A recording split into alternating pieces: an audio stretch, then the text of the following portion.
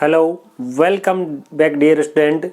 मैं आरबी लेगा हमारे और आपके अपने यूट्यूब चैनल मैथ्स टॉपिक पर आप सभी का एक बार फिर से हार्दिक स्वागत करता हूं, हार्दिक अभिनंदन करता हूं।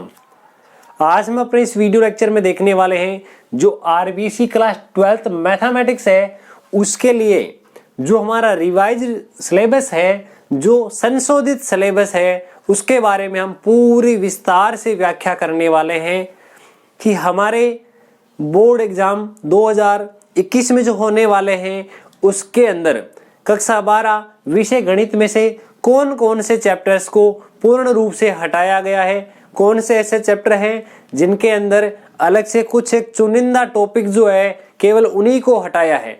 तो आज के इस वीडियो के दौरान हम प्रत्येक चीज की यूनिट वाइज, चैप्टर वाइज, हर प्रकार से अलग अलग प्रकार से आपको हर चीज बताते हुए आगे बढ़ेंगे। तो बने रहिए हमारे साथ। शुरुआत करते हैं नंबर फर्स्ट यूनिट से।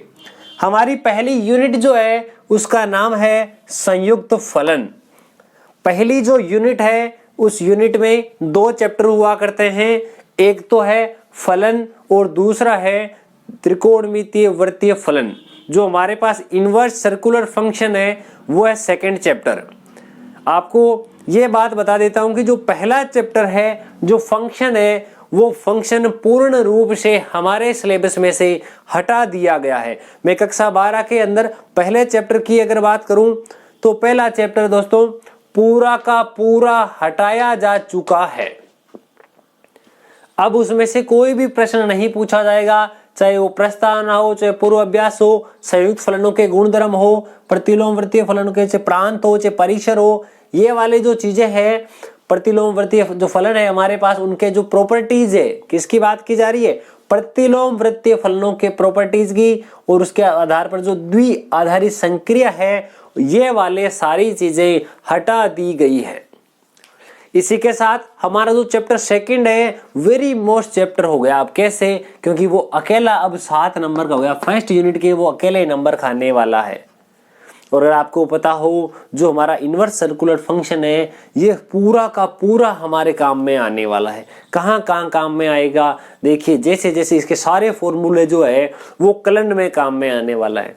और आप ये चीज भली भांति से जानते होंगे कि हमारे मैथ सिलेबस का लगभग अप्रोक्सीमेटली 50% कलन अकेला लेके आता है, और उस कलन के अंदर ये इसके सारे फॉर्मूले काम में आते हैं। तो ये वाला जो है ये फर्स्ट यूनिट की बात हो गई। अब मैं बात करता हूं अलजेब्रा यानी बीज गणित के बारे में, जो हमारा सेकंड यूनिट हुआ करता है।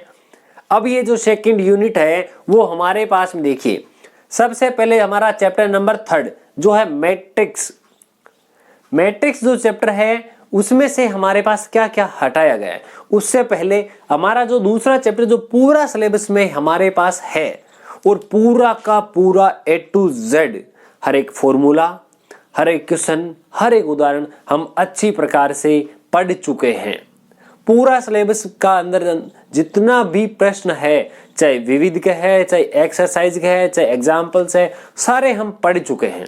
अगर आप में से किसी ने नहीं देखा तो हमारे चैनल में जो क्लास 12 आरबीसी के अंदर जो अलग से प्लेलिस्ट बनी हुई है उसमें जाकर के आप देख सकते हैं, वहां आपको दूसरा चैप्टर पूरा मिलेगा। सेम इसी प्रकार से बात करूं कि चैप्टर नंबर 3 जो मैट्रिक्स है उसके अंदर शून्य के भाजक हटा दिए गए हैं। जो वर्ग मैट्रिक्स है उसका घन पूर्णांक की घात ज्ञात करना हटा दिया गया है। जो हमारे पास नॉन जीरो मैट्रिक्स है उसका अस्तित्व है, जिनका गुणा एक शून्य मैट्रिक्स होता है वह हटा दिया गया है। ये वाली चीजें हटा दी गई, रिप्लेस कर दी गई है। बात करूं मैं आगे डिटर्मिनेंट की, जो सारणिक है उस सारणिक के हमारे पास में प्रॉपर्टीज हटा दी गई है। इसके सारे जो गुणधर्म लगते थे वो सारी हटा दी गई है दोस्तों। यानी एकदम छोटा सा चैप्टर अब रखा है डिटर्मिनेंट का। प्रॉपर्टीज सारी हटा दी। प्रॉपर्टीज हटाने के बाद में इसकी जो प्रारंभिक संक्रियाएं लगती थी वो हटा दी। एक सारणिक का दूसरी सारणिक से गुणा करना वो भी हटा दिया गया है। बहुत कुछ हटा दिया गया है। इस सेशन में 100/100 लाना अदर सेशन की बजाय बहुत ही आसान हो गया है। तो डियर स्टूडेंट ये हमारा था चैप्टर नंबर 4। अब हम आगे बढ़ते हैं 5th। व्युत्क्रम अवयव एवं रैखिक समीकरण। हमारे पास में इनवर्स मैट्रिक्स और लीनियर इक्वेशन की बात की जाए तो इनमें से प्रमेय हटा दी गई है हमारे पास में।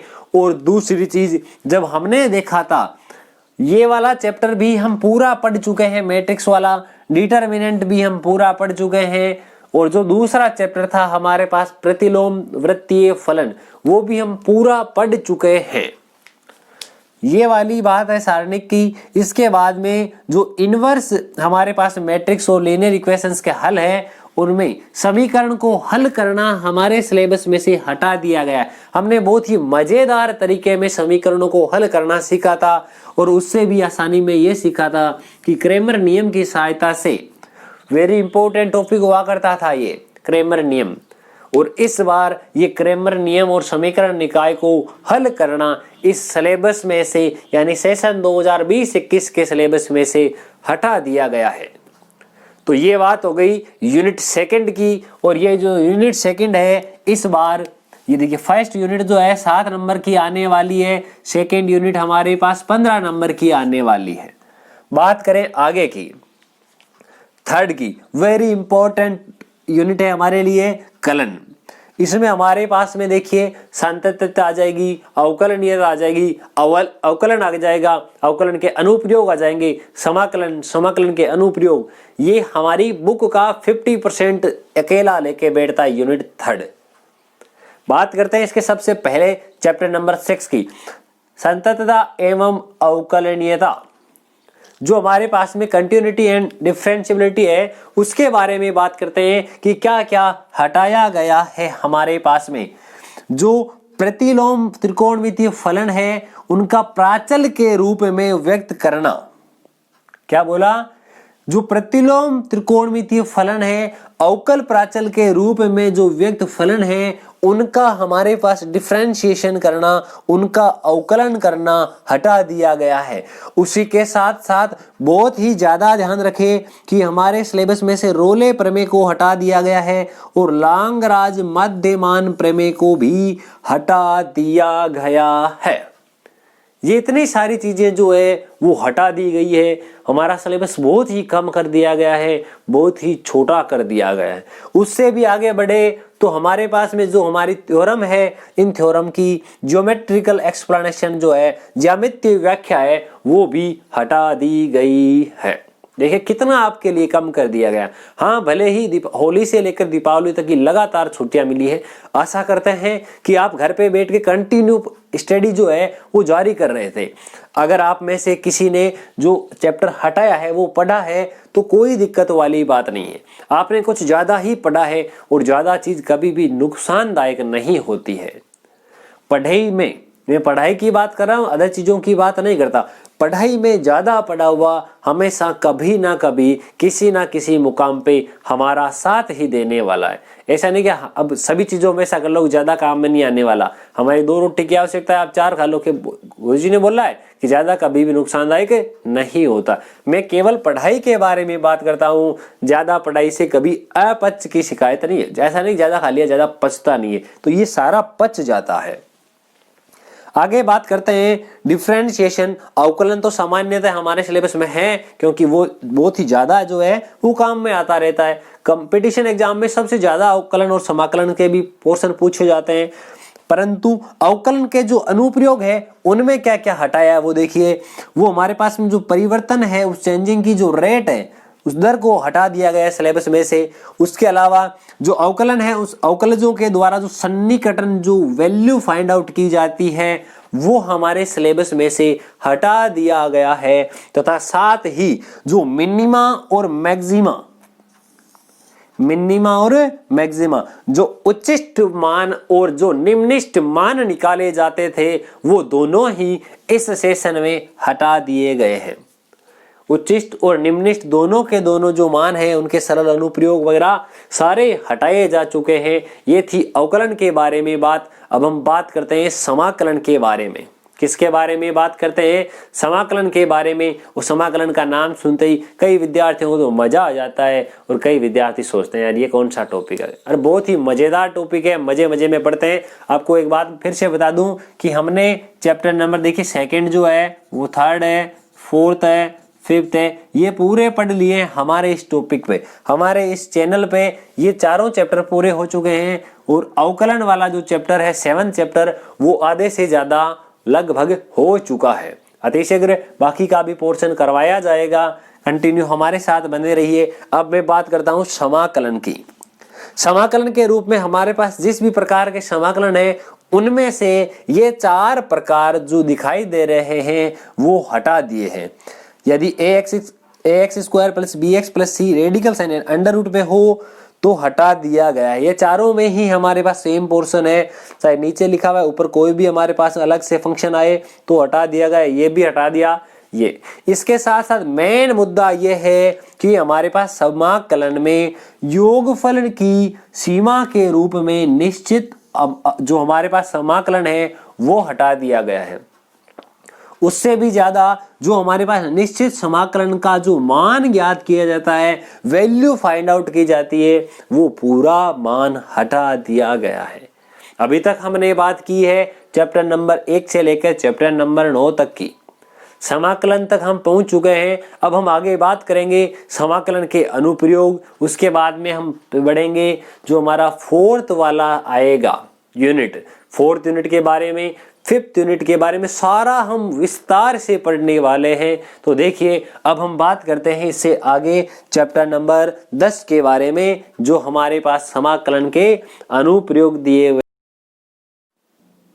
प्रिय विद्यार्थियों, अब हम बात करते हैं चैप्टर नंबर 10 या उससे आगे वाले जो जितने भी चैप्टर हैं उनके बारे में। हम तीसरे यूनिट के बारे में चर्चा कर रहे थे। तीसरे यूनिट में चैप्टर नंबर 9 तक हम बात कर चुके थे। अब हम आगे उससे बढ़ जाते हैं चैप्टर नंबर 10 की ओर। हमारा जो चैप्टर नंबर 10 है कौन सा? समाकलनों के अनुप्रयोग। इससे पहले वाला जो चैप्टर था समाकलन, उसका जो सबसे मेन मुद्दा है, मैंने जैसा आपको बताया कि निश्चित समाकलन जो है उनकी वैल्यू फाइंड आउट करना, निश्चित समाकलन ज्ञात करना, जो अक्सर विद्यार्थियों का सिर दर्द बना रहता है, उसको इस साल के सिलेबस में से कम कर दिया गया है, हटा दिया गया है। तो समाकलन के जो अनुप्रयोग है उनमें क्या क्या हटाया वो देख लेते हैं। साधारण वृत्तों के अंतर्गत जो क्षेत्रफल है उनको ज्ञात करना तथा उनमें क्या क्या चीजें हैं वो भी विशेष दिया। जो परवलय और दीर्घवृत्त है उनके क्षेत्रफल जो है उनको ज्ञात करना इस सेशन में आपके लिए हटा दिया गया है। अब नॉर्मली प्रश्न पूछे जाएंगे जैसे कि बनने वाले वृत्त का क्षेत्रफल ज्ञात करो, या तो ऐसा प्रश्न पूछ ले। अगर ऐसा प्रश्न नहीं पूछे तो कोई सा प्रश्न पूछा जा सकता है, ऐसा पूछ ले ये कोई भी लाइन है, इस लाइन द्वारा ये जो भाग है इस भाग का क्षेत्रफल ज्ञात करो।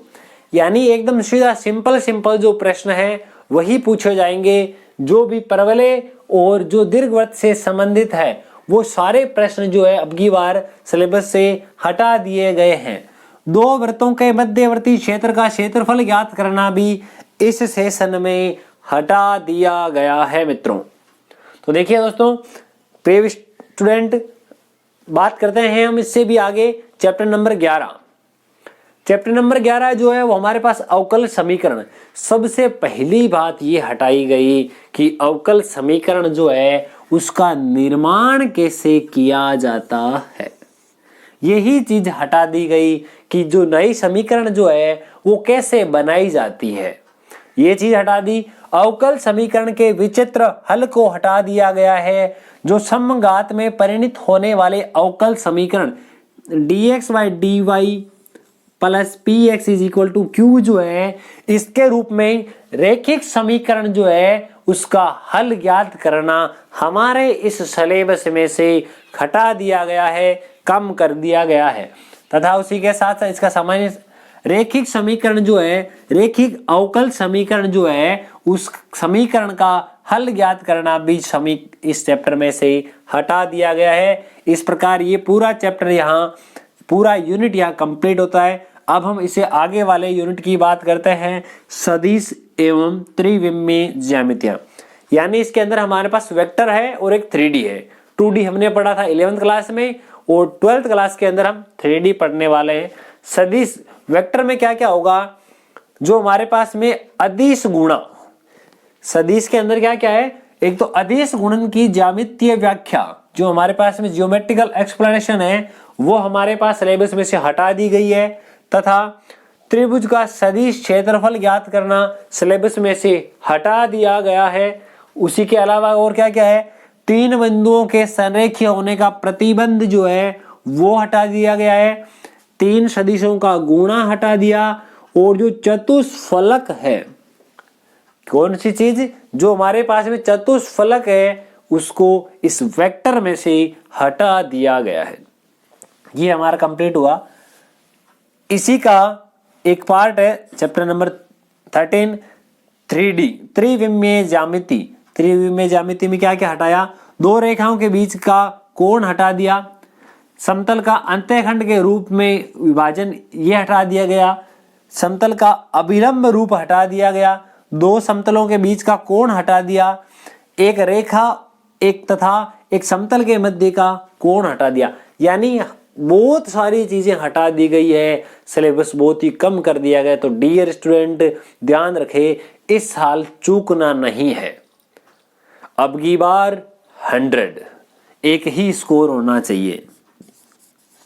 अब की बार तो कौन सी सरकार, 100 सरकार, पूरे नंबर लाने हैं, जमकर मेहनत करनी है। जितने दिन बचे हुए हैं उनके अकॉर्डिंग ये सिलेबस बहुत अच्छा है। इस सिलेबस को कम से कम समय में हम कवर करना है तथा साथ ही साथ रिवीजन भी करते रहना है। आशा करते हैं जैसा मैंने आपको बताया अभी कि आप सब ने ज्यादा से ज्यादा जो कोर्स है वो कंप्लीट लॉकडाउन में किया होगा। आगे बढ़ते हैं, देखिए इससे आगे है हमारा यूनिट 5। यूनिट 5 कौन सी है, LPP रेखिक प्रोग्रामन। जो हमारे पास है ये पूर्ण रूप से डिलीट कर दिया गया चैप्टर है।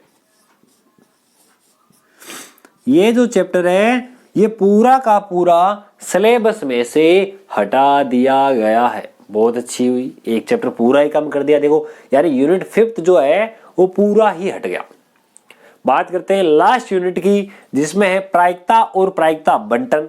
इसमें से क्या क्या हटाया, बात करें पूरी अगर, तो सबसे पहले हटाया एक प्रतिदर्श समष्टि का विभाजन किस प्रकार से किया जाता है, ये चीज हटाई है। दूसरी चीज इसमें ये हटा दी कि संपूर्ण प्रायिकता प्रमेय, जिसमें बेज प्रमेय हटा दी गई है। यादृच्छिक चर के, यादृच्छिक जो चर है उसका माध्य किस प्रकार से ज्ञात किया जाता है, उसका प्रसरण किस प्रकार से ज्ञात किया जाता है, जो बर्नौली परीक्षण है वो हटा दिया, और उसी के साथ साथ हमारे पास में जो बाइनोमल बंटन है, जो द्विपद बंटन है वो हटा दिया गया। इतनी सारी चीजें दोस्तों प्रिय विद्यार्थियों हटा दी गई है। तो ध्यान रखें, अब की बार जो सिलेबस है उस सिलेबस में जितना कुछ बचा हुआ है एकदम से निचोड़ के रख देना है उस सिलेबस को, और पूर्ण में से पूर्ण यानी 100/100 100/100 नंबर हमें लेकर के आने। ये पूरा वीडियो आपको किस प्रकार का लगता है कमेंट बॉक्स में लिखकर जरूर बताएं। अगर आपको यह वीडियो अच्छा लगे तो वीडियो को लाइक करना ना भूले, बेल आइकन को भी प्रेस करें। अगर आप हमारे चैनल पर नए हैं तो चैनल को सब्सक्राइब करें। उसी के साथ दोस्तों अगर आपको फिजिक्स, केमिस्ट्री, हिंदी, इंग्लिश इत्यादि सभी विषयों के भी इसी प्रकार से अगर सिलेबस के वीडियो चाहिए तो नीचे कमेंट बॉक्स में लिखकर बताइए कि कौन से सब्जेक्ट का आपको चाहिए। प्रत्येक सब्जेक्ट का आपको उपलब्ध करवाया जाएगा। जो भी सब्जेक्ट आप बताएंगे उसी के अकॉर्डिंग आपका काम किया जाएगा। आपका प्रत्येक कमेंट हमें अलग अलग वीडियो बनाने के लिए मोटिवेट करता है, इसलिए ज्यादा से ज्यादा कमेंट करें, ज्यादा से ज्यादा वीडियो को लाइक करें। थैंक यू, धन्यवाद। मिलते हैं इसी प्रकार एक शानदार और जबरदस्त वीडियो के साथ।